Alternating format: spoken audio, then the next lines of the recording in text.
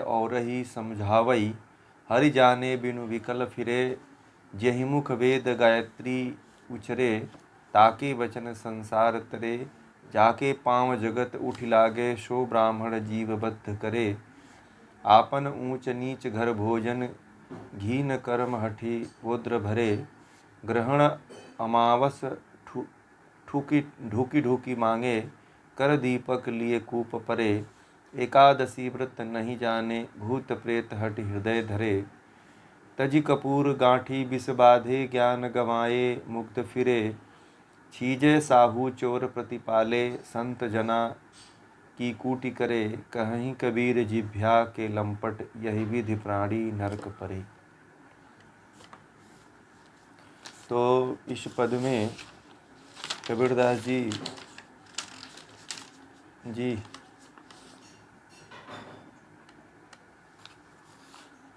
आप सभी को मेरी आवाज़ कम आ रही है? आ रही है ना? आप थोड़ा सा माइक का साउंड बढ़ा लीजिए। हाँ, या तो फिर एक काम करिए, आप एक बार ऐसा हो तो बार में एग्जिट होकर के फिर से आप रिज्वाइन कर लीजिए, वो सही रहेगा। तो इस पद में कबीरदास जी कहते हैं, एक तरह से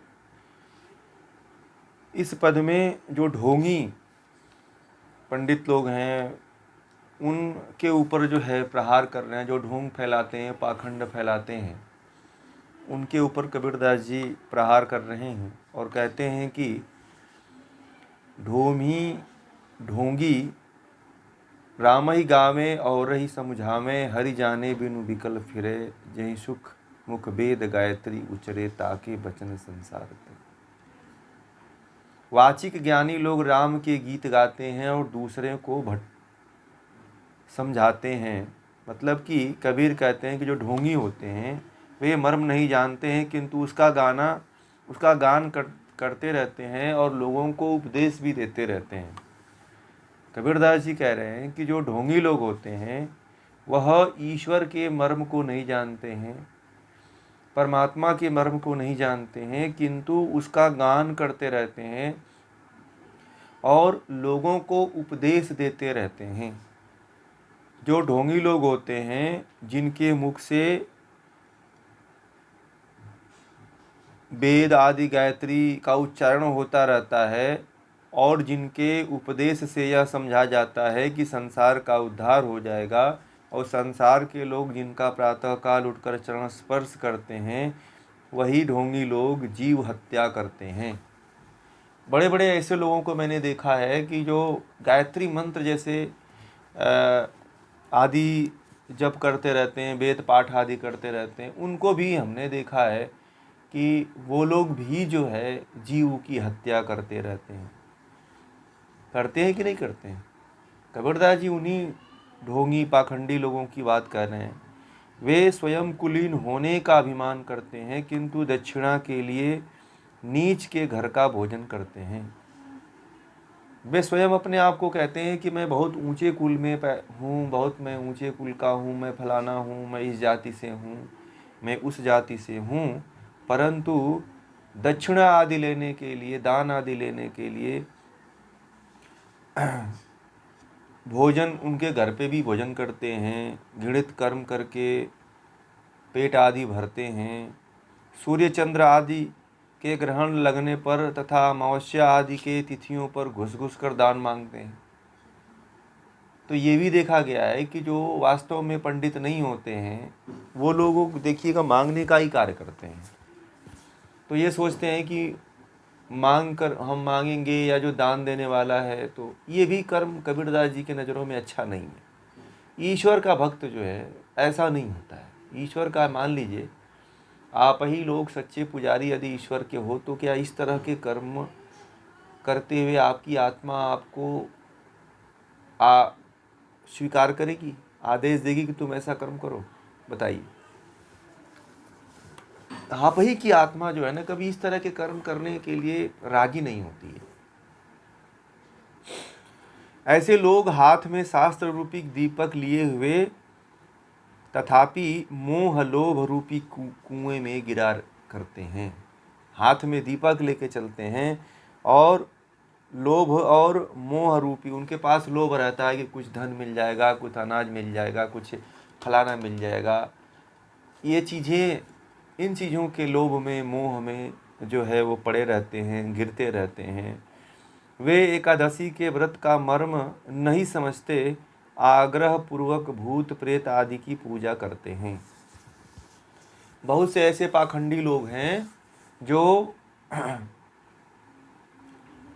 एकादशी के मर्म को तो नहीं जानते हैं कि एकादशी का व्रत क्यों करते हैं, परंतु वो लोग जो है भूत प्रेत आदि की पूजा करते हैं।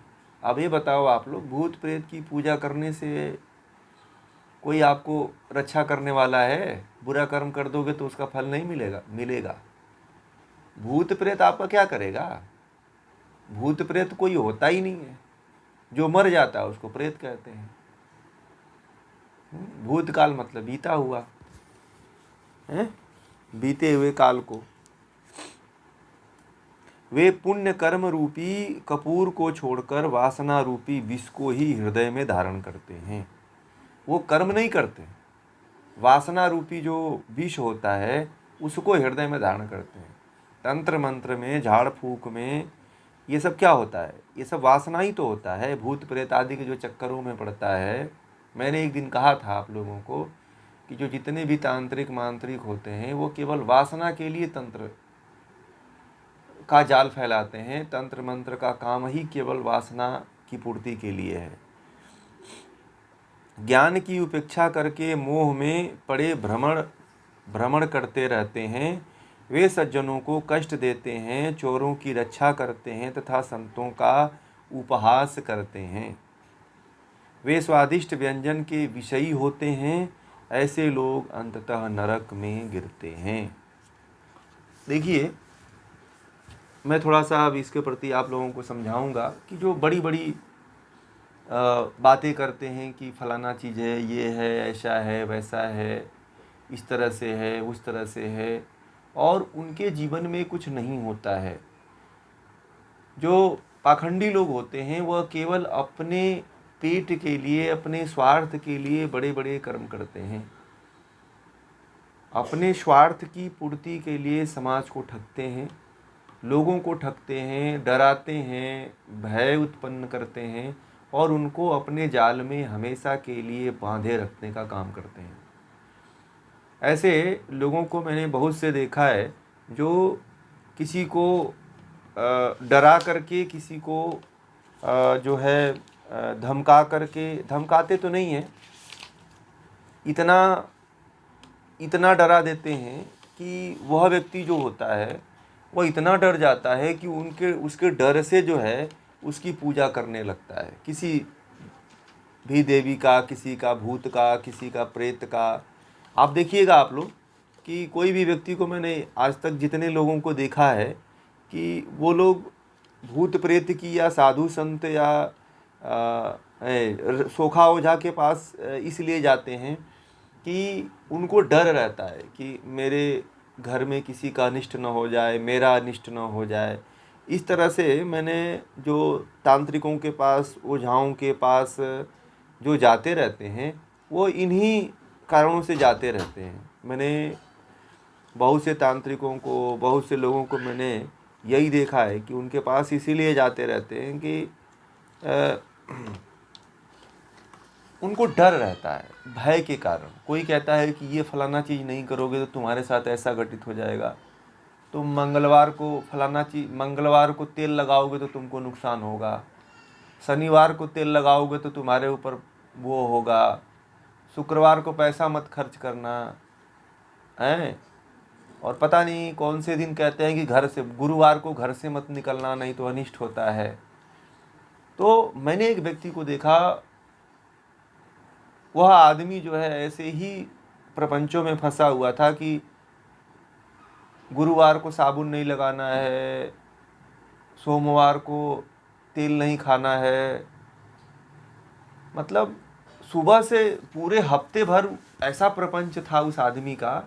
मैंने कहा कि ये कौन कहा है? तो बोला कि ये सब कहते हैं कि शनिवार को फलाना दिन खिचड़ी नहीं खाना, तो ये नहीं खाना, चावल नहीं खाना, दाल नहीं खाना।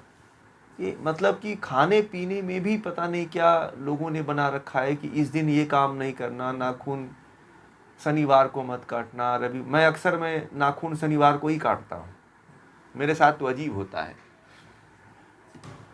अब मैं उसी दिन काटता हूँ, लोग कहते हैं कि उस दिन नाखून मत काटना, अब मैं उसी दिन काटता हूँ। शुरू से आज से नहीं, बहुत दिनों से चल रहा है। कहते हैं कि शनि महाराज चढ़ जाते हैं। कहाँ चढ़ते हैं शनि महाराज? मेरे सिर पर तो बैठे ही नहीं दिख रहे हैं ना। आपको दिख रहे हैं? बताइए आप लोग हैं। मुझे एक लोगों ने कहा कि जिन जिन लोगों के पास में गया था, एक बार देखा तो एक लड़का था, तो बोला कि शनिवार को हम सरसों के तेल की सब्जी नहीं खाते। मैंने कहा कि हद हो गई भाई, कौन कहा है? बोला हमारे घर तो सरसों के तेल की सब्जी बनती ही नहीं है शनिवार के दिन। क्यों? हम लोग तेल खाते ही नहीं है। तो क्या हो जाता है? नहीं नहीं, इसका बड़ा दोष लगता है, पाप लगता है, इसलिए हम लोग नहीं खाते। मैंने कहा अरे भैया, दिन से क्या मतलब और तुम्हारे खाने से क्या मतलब है? लोगों ने ऐसी ऐसी जगहों पे, ऐसी ऐसी जगह पे पाखंड फैला रखा है कि आप सुनोगे ना तो दंग रह जाओगे। लोग कहते हैं कि दीपक मत जलाना, यज्ञ मत करना। लोग कहते हैं कि रोटी भी बनाओ तो कहते हैं कि रोटी ऐसी नहीं बनाना चाहिए, वैसी बनाना चाहिए। नमक डालो, कहते हैं कि कुछ नमक मत डालो। कुछ लोग तरह तरह की, इतनी तरह से पाखंड में लोग जकड़े हुए हैं, इतनी तरह से लोग अंधविश्वासों में जकड़े हुए हैं कि किसी से पूछ दो कि क्यों करते हो तो किसी को नहीं पता उसके वैज्ञानिकता की क्या होता है। मुझे बहुत से लोग मिलते हैं और बहुत से लोग कहते हैं कि ये नहीं करना चाहिए, वो नहीं करना चाहिए। जब मैं उनसे पूछता हूँ कि क्यों नहीं करना चाहिए तो चुप हो जाते हैं। कहते हैं कि हमको ये कहा गया है कि ऐसा नहीं करना चाहिए। मैंने कहा कि आपको जिसने कहा है क्या उससे कभी पूछा है कि क्यों नहीं करना चाहिए? बोले कि ये तो हमें नहीं पता है। जब नहीं पता है तो क्यों बोलते हो फिर आप? जब आपको ये पता ही नहीं है तो क्यों बोल रहे हो कि नहीं करना चाहिए? अब इसके बारे में कभी पता लगाया कि क्यों नहीं करना चाहिए? बोले कि नहीं, कहते हैं लोग कि ऐसा नहीं करना चाहिए। तो मैंने पूछा कि आप अपने जो कहते हैं उनसे पूछना चाहिए था ना कि ये क्यों नहीं करना चाहिए। बोले कि अरे जी वो बताते नहीं है, कहते हैं कि अब इसके पीछे दोष लगता है, हमें भी बस इतना ही बताया गया है। तो मैंने कहा है कि ये तो अंधी श्रद्धा है मेरे भाई, हैं? ये तो अंधी श्रद्धा है ना। अब कह दिया है कि नाखून काटो। अरे नाखून से क्या लेना देना भाई? क्या देवता नाखून से आपके नाराज हो जाएगा? साफ कर लोगे, सफाई कर लोगे तो? वो कौन से देवता है जो आपके शरीर पे गंदगी रहे तो कहेगा कि हम गंदगी इसके ऊपर बनना चाहिए? अब गंदगी साफ कर लिए तो वो देवता नाराज हो जा रहा है।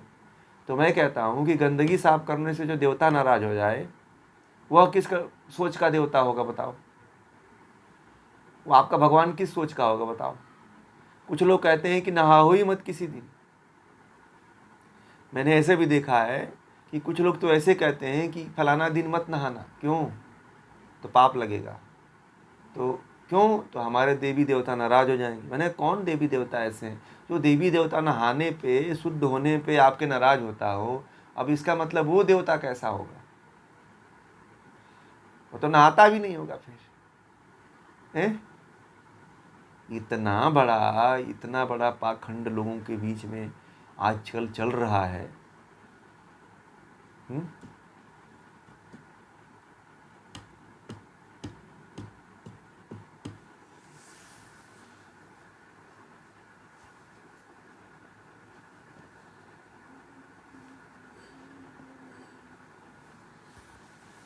नहीं, ऐसा नहीं है। देखिए, वो कुछ किसी लोगों का किसी दिन नुकसान हो गया है, हो गया होगा।